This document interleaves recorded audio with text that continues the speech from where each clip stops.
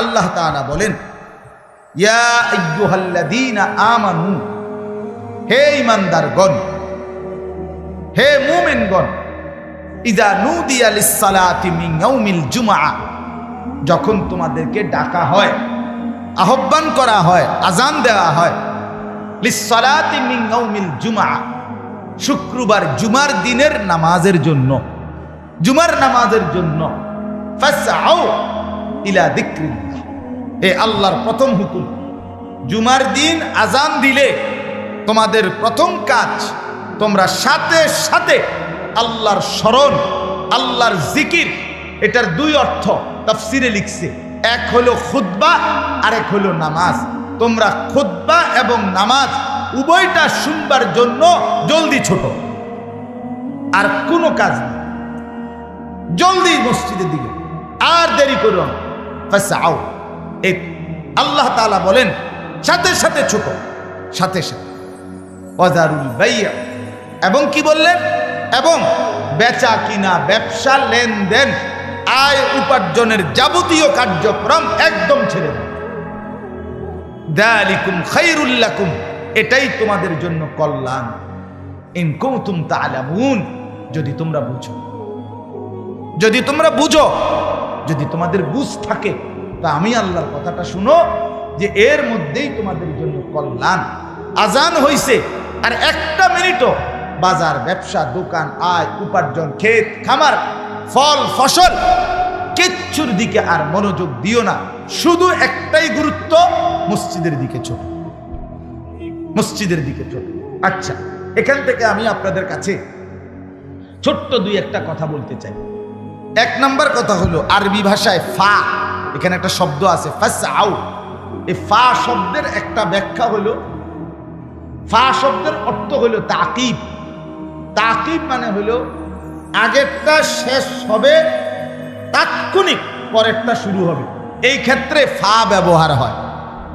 আচ্ছা, আমি এতটা ভাঙ্গে বলার একটা উদ্দেশ্য আছে, আপনাদের এটা তাফসীরুল কুরআন না, এই জন্য কিছুটা ব্যাখ্যা সমৃদ্ধ বলাই উচিত। কথা বুঝছেন কিনা? আচ্ছা, মনে করেন বাংলায় তাহলে বুঝবেন, মানে ঘরের থেকে বাইর হইছে লোকটা, বাইর হইয়া মাত্র পাউডার দিছে, দেখে একটা সাপ। এই লোকটা এই কথাটা কেমনে কয় আরেকজনের কাছে, ভাই বিশ্বাস করেন ঘরটার থেকে এমনি পাউডার দিয়ে সারছি না, লগে দেখি সাপটা কি ফুঁসলে উঠছে।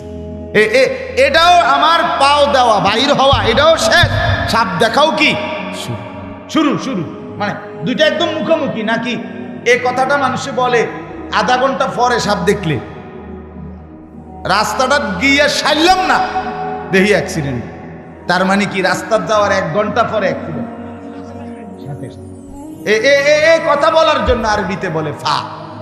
তা আল্লাহ এখানে বলছে ফাসআউ ইলা যিকরিল্লাহ, আমার বান্দা আজানটা শেষ হইতে দেরি, তোমার আর কোনো কাজ নাই, শুধু মসজিদ, শুধু মসজিদ। তাহলে রেডি হবে কখন? কথা বলেন না কেন? রেডি হবে কখন বলেন না? আজান। প্রস্তুত থাকবে কখন? আগের থেকে।